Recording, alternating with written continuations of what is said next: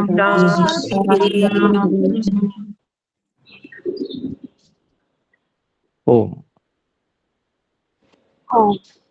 आज के दिन हम विदुर नीति इस पुस्तक का स्वाध्याय करते हैं। इस पुस्तक में सप्तम अध्याय के 26 श्लोकों को हम पढ़ चुके हैं और आज से हम 27वें श्लोक को पढ़ेंगे। यहाँ पर महात्मा विदुर जी महाराज धृतराष्ट्र को हर अनेक प्रकार से समझाने का प्रयास कर रहे हैं और पिछले श्लोक में उन्होंने समझाया कि अगर जैसे लोक में कोई हिरण मर जाए और उसमें उसके तीर लगाओ तो जिसके हाथ में तीर है उसको ही पकड़ लिया जाता है, भले ही ये ना देखा हो कि उसने तीर मारा था अथवा नहीं, ऐसा समझ के कि तीर इसी के हाथ में इसी ने मारा होगा। ऐसे ही जो दो सगे भाई हैं या सगे नहीं भी हैं तो भी जैसे भी भाई हैं, मतलब दो भाई हैं, एक तो बहुत अधिक संपन्न है और एक बिल्कुल गरीब है, तो लोग यही समझेंगे कि ये इसको लूटकर और तब अमीर बन गया। तो इसका मतलब ये हुआ कि ये प्रयास करते रहना चाहिए कि हमारे साथ में कोई भी व्यक्ति, नीति की बात है, साथ का कोई भी व्यक्ति जो है विपन्न ना रहे, संपन्न बने। समझने समझाने के लिए ये बात कही। तो लोग जो है, सामान्य लोग जो है, वो कोई परीक्षण करके विचार करते हैं ऐसा नहीं है। उन्होंने तो देखना है और सोचना शुरू कर देना है, बातें करना शुरू कर देना है। तो इसलिए एक जो लौकिक नीति है कि भाई इस दृष्टि से भी व्यक्ति को अपने जो भी संबंधी हैं उनका ध्यान रखना चाहिए। तो आगे 27वां श्लोक है। पश्चादपि नरश्रेष्ठ तव तापो भविष्यति तान् वाहतान् सुतान् वापि श्रुत्वा तदनुचिन्तय।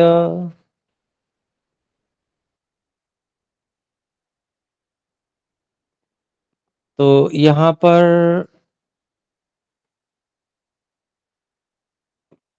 अलग अलग देखें। पश्चात अपि नरश्रेष्ठ तव तापः भविष्यति तान् वा हतान् सुतान् वा अपि श्रुत्वा तद अनुचिन्तय। तो कहते हैं, देखिए इसका हम वो करेंगे अन्वय। हे नरश्रेष्ठ, तान् वा सुतान् वा अपि हतान् श्रुत्वा पश्चादपि तव तापः भविष्यति तद अनुचिन्तय। तो कहते हैं महात्मा विदुर जी कि हे नरश्रेष्ठ, हे महाराज धृतराष्ट्र जी, या तो उन मरे हुए पुत्रों को भी, हतान सुतान को भी मरा हुआ सुनकर, हतान श्रुत्वा मतलब जब वो युद्ध में मारे जाएंगे तुम्हारे पुत्र, तो उनका जो उनकी मृत्यु सुनकर भी पश्चात अपनी बाद में भी आपको बहुत भयंकर दुख वैसे भी होगा। तो उस दुख को अभी से सोच लो, चिंतन कर लो और सही रास्ते पे आ जाओ, मार्ग सही कर लो अपना, नहीं तो परिणाम ये आएगा तो फिर भयंकर दुख तुमको होगा। ऐसा समझा रहे हैं महात्मा विदुर जी महाराज धृतराष्ट्र को। तो आइए 28वां श्लोक देखें। येन खट्वां समारूढ़ परितप्येत कर्मणा आदावेव न तत्कुर्यात् अध्रुवे जीविते सति। अलग अलग शब्द हैं। ये न खट्वाम समारूढ़ः परितप्येत कर्मणा आदौ एव न तत्कुर्यात् अध्रुवे जीविते सति। अन्वय इस प्रकार है। ये न खट्वाम समारूढ़ः कर्मणा परितप्येत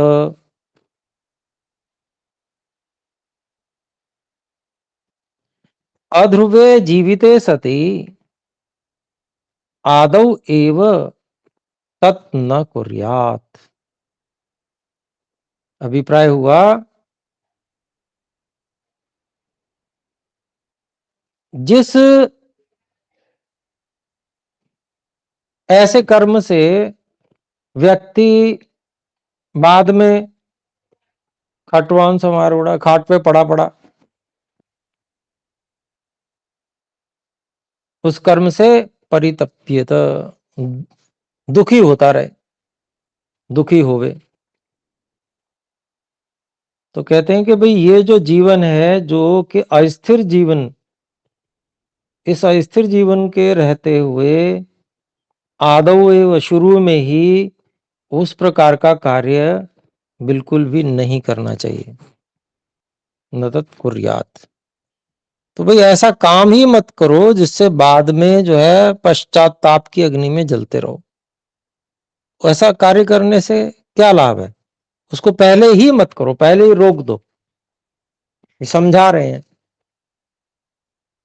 बहुत स्पष्ट शब्दों में, और अनेक बार महात्मा विदुर जी समझा चुके हैं, पर उन्होंने सोच रखा है कि मुझे समझना नहीं है, और महात्मा विदुर जी ने ये सोच रखा है कि मैं भी हारूंगा नहीं, मैं भी बार बार समझाऊंगा, मैं अपना कर्तव्य निभाता रहूंगा। तो वो बार बार समझा रहे हैं।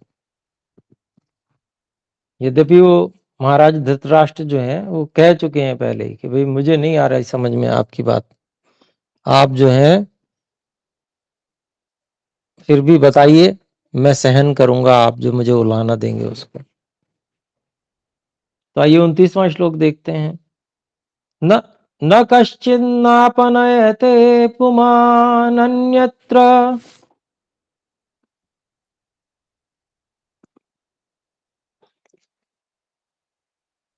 भार्गवात् शेष संप्रतिपत्तिस्तु बुद्धिमत्स्वेव तिष्ठति।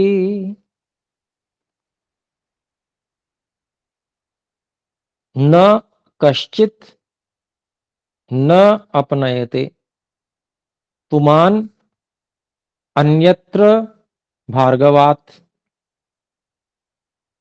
शेष संप्र शेष संप्रतिपत्ति तु बुद्धिमत्सु एव तिष्ठति।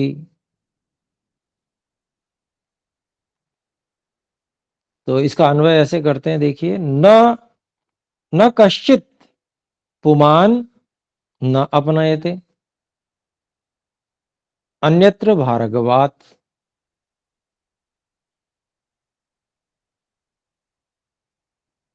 बुद्धिमत्सु तु शेष संप्रतिपत्ति एव तिष्ठति।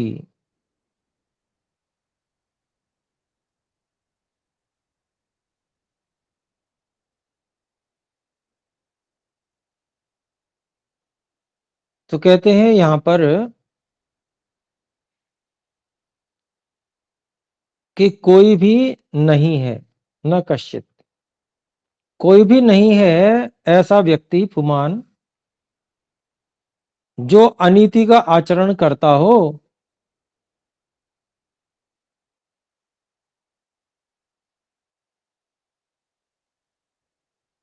अनीति का आचरण न करता हो, न अपनयते।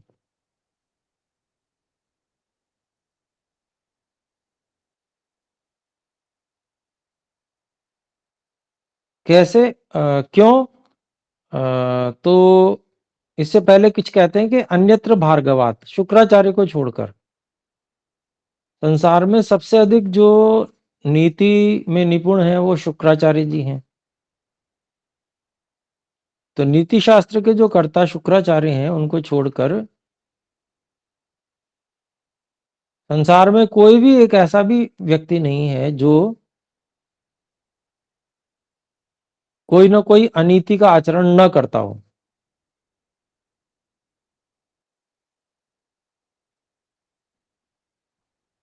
फिर आगे कहते हैं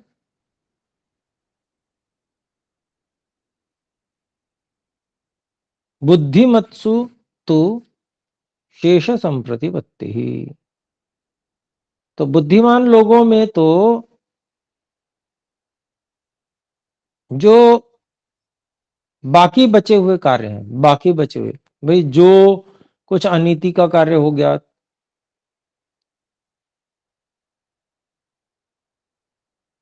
तो उस पे तो अभी कुछ नहीं किया जा सकता, वो तो कर दिया, अब उसका तो फल भोगना ही पड़ेगा, उसका क्या किया जाए। लेकिन शेष संप्रतिपत्ति अर्थात जो भविष्य में बाकी बचे हुए कार्य हैं, तो बुद्धिमान लोगों में तो उस पर ही विचार करना ठहरता है। मतलब लोग, बुद्धिमान लोग तो जो बचे हुए कार्य हैं उन्हीं पर विशेष विचार करते हैं कि उनको किस प्रकार से किया जाए। तो संसार में कोई ऐसा व्यक्ति नहीं है शुक्राचार्य जी को छोड़कर, क्योंकि वो पूर्ण ज्ञाता है, तो उन्होंने कोई अनीति का आचरण नहीं किया। लेकिन अन्य कोई मनुष्य ऐसा नहीं है जिसने अनीति का आचरण न किया हो, लेकिन अब जो कर दिया सो कर दिया। बाकी बचे हुए की और बुद्धिमान लोग जो है वो ध्यान देते हैं, उस पर विचार करते हैं, तो ऐसा ही करना चाहिए। तो इसीलिए कह रहे हैं कि भाई ठीक है, अभी तक तो जो दुर्योधन आदि ने गड़बड़ कर दी है तो कोई बात नहीं, चलो, लेकिन अब आगे तो उसको सुधार लो, कम से कम उस पर तो विचार कर लो, कम से कम ये बात बता रहे हैं। तो आइए 30वें श्लोक को देखते हैं। दुर्योधनेन यद्येतत् पापं तेषु पुरा कृतं त्वया तत्कुलवृद्धेन प्रत्यानेयं नरेश्वर। तो यहां पर फिर उसी बात को थोड़ा स्पष्ट रूप में कह रहे हैं। पहले तो सिद्धांत सिद्धांत रूप में कह दिया, तो इसके शब्दों को देखें। दुर्योधनेन यदि एतत् पापम तेषु पुरा कृतम त्वया तत् कुलवृद्धेन प्रत्यानेयम नरेश्वर। तो हे नरेश्वर, अन्वय इस प्रकार से, हे नरेश्वर, यदि दुर्योधनेन तेषु पुरा एतत् पापम कृतम त्वया कुलवृद्धेन तत् प्रत्यानेयम। तो कह रहे हैं महात्मा विदुर जी कि हे महाराज धृतराष्ट्र जी,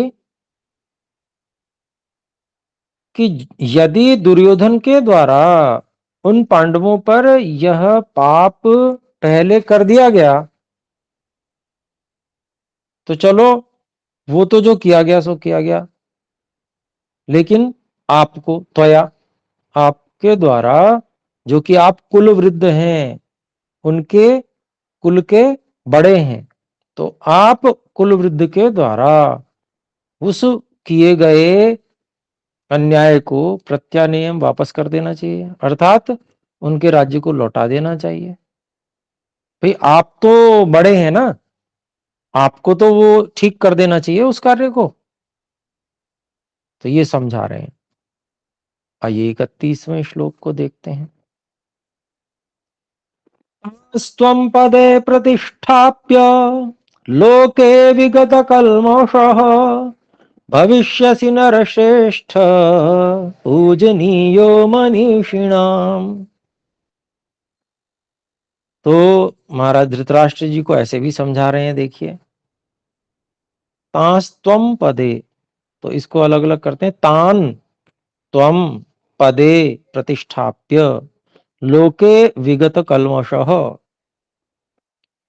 भविष्यसि नरश्रेष्ठ पूजनीय मनीषिणाम।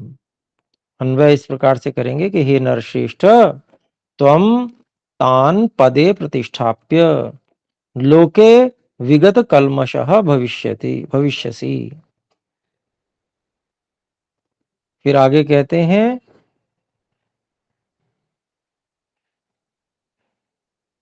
मनीषिणाम पूजनीयोपि भविष्यसि।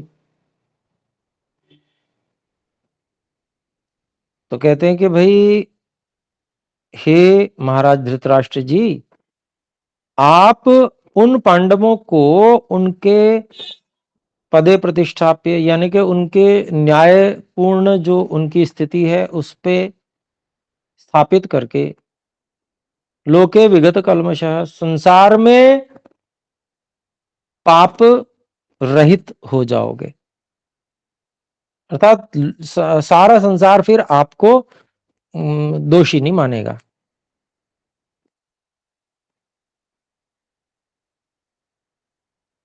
तो इसलिए, और फिर कहते हैं कि भाई आप जो हैं, जो विचारशील बुद्धिमान लोग हैं, उनके लिए पूजनीय भी बन जाओगे अगर आप ऐसा करोगे। तो ये समझा रहे हैं। और वास्तव में अगर धृतराष्ट्र जी ये कार्य कर देते, जो पुत्र मोह है उसको छोड़कर, तो बल्कि अधिक हित होता, पुत्र भी बच जाते, युद्ध भी ना होता, तो विनाश भी ना होता। ये जो ज्ञान विज्ञान की इतनी क्षति हुई है, उसके कारण से वो न होती।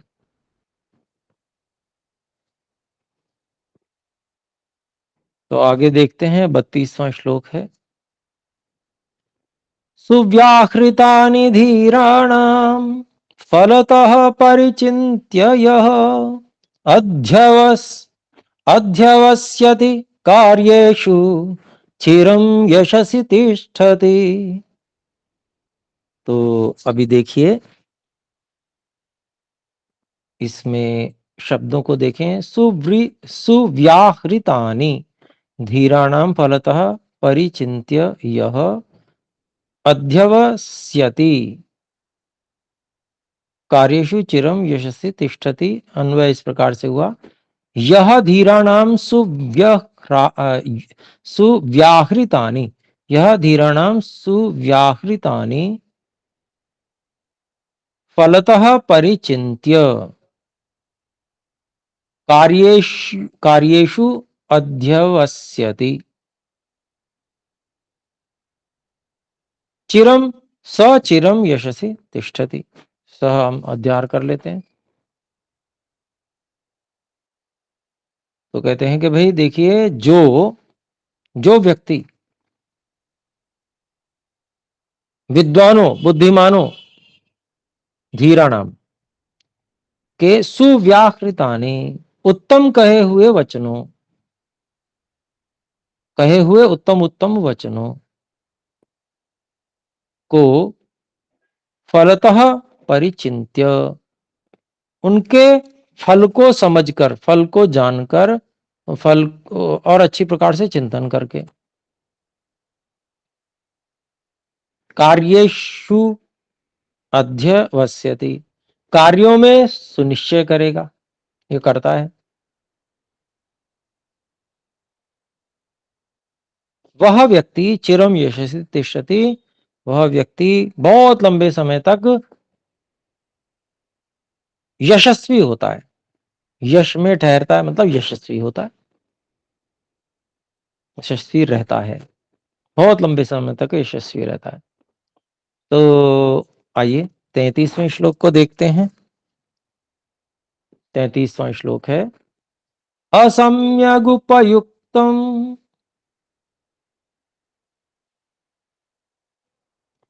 हि ज्ञानम सुकुशलैरपि उपलभ्यम चाविदितम विदितं चाननुतिष्ठितम् पापोदय फलं विद्वान् यो नारभति वर्धते। तो अन्वय करते हैं।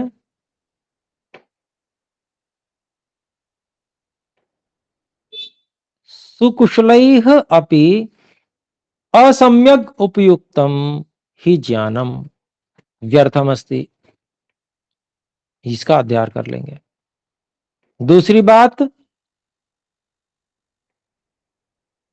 उपलभ्यम च अविदितम ही ज्ञानम व्यर्थमस्ति। ही ज्ञानम दोबारा से ले लेंगे दूसरी बार। फिर आगे कहते हैं,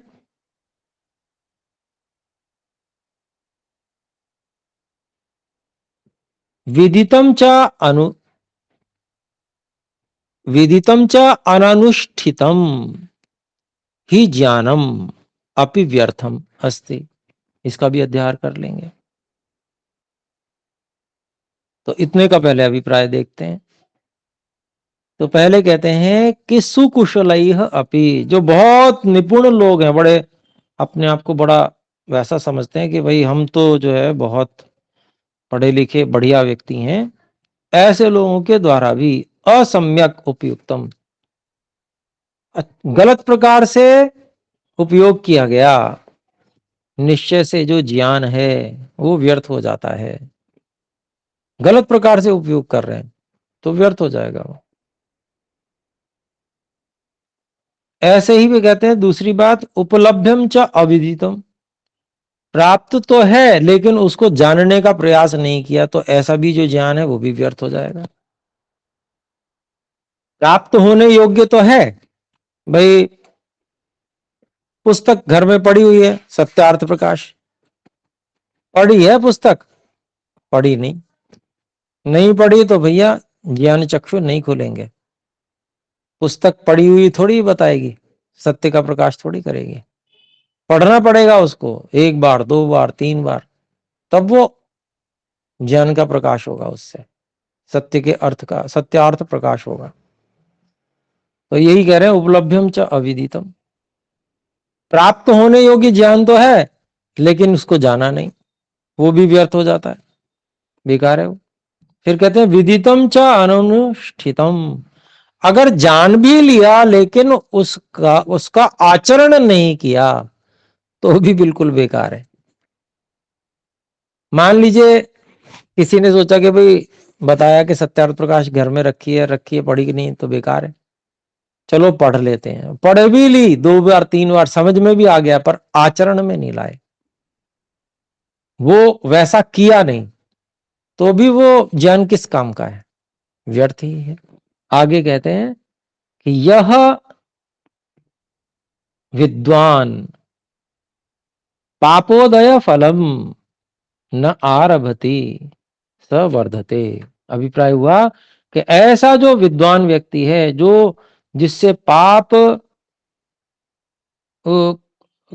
का जो फल है वो उदित होता है, ऐसा जो पाप कर्म है उसको न आरभति, उसको आरंभ नहीं करता है, ऐसा ही व्यक्ति, ऐसा ही विद्वान व्यक्ति क्या है, वो वृद्धि को प्राप्त होता है, उन्नति करता है। समय अधिक हो गया, आइए यहीं तक विराम करते हैं, अगली कक्षा में शेष आगे बढ़ेंगे। आइए एक बार ओम का उच्चारण करके सभा को विराम करें।